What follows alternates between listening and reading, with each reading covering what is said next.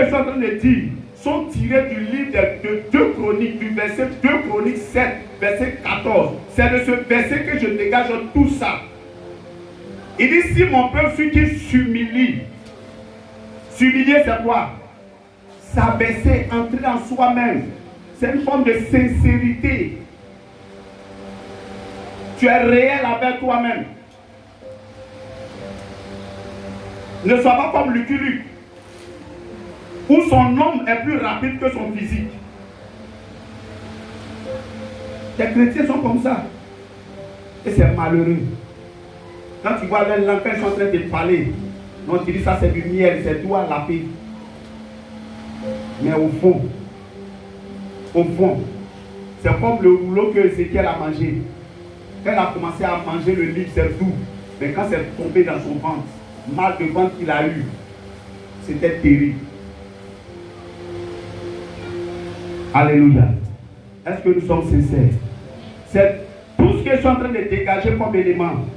Ça parle de 2 Chroniques 7, verset 14. Pour les conditions pour une prière exaucée, il faut d'abord la sincérité. Deuxième élément. Madame Tablé.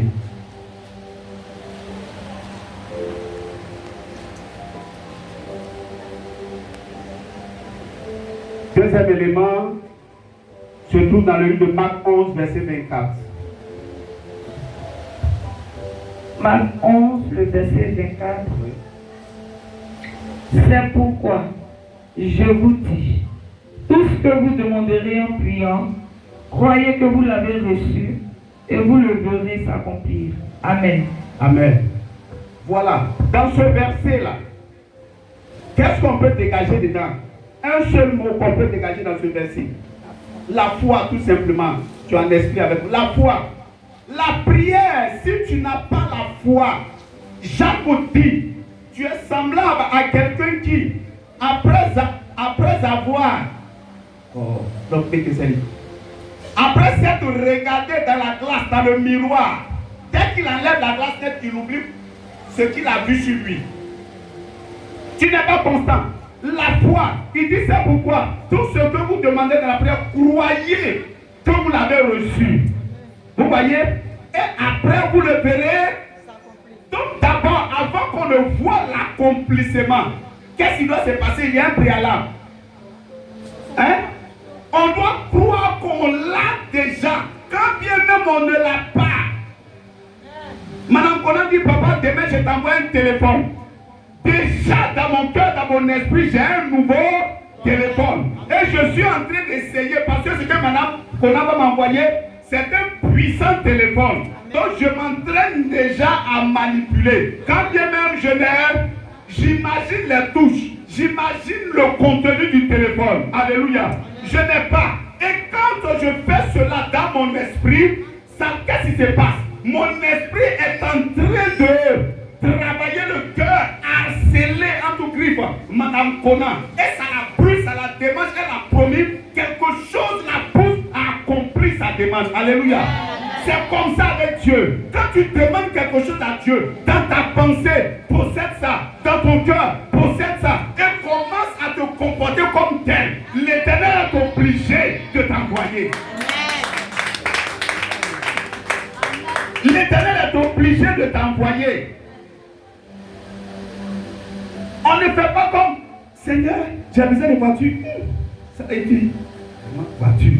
Attends, comment il y a avoir voiture même? Tu viens de demander une voiture à Dieu. Et puis tu quittes là dans ton cœur, tu dis, est-ce que c'est possible que j'ai une voiture? Bon, est-ce que tu auras la voiture? Ce n'est pas bon. Pierre dit à Jésus, si c'est toi qui viens, demande-moi de venir vers toi. Jésus dit, blanc. Pierre sort de la barque, il commence à marcher sur la parole de Jésus, qui était comme un béton.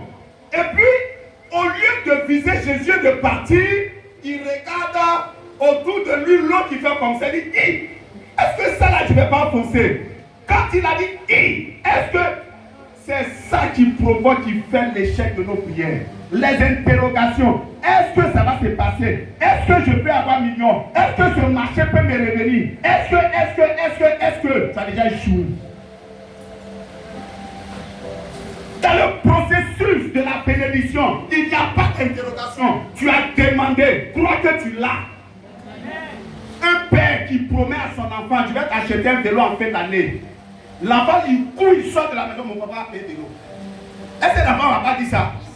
Pourquoi?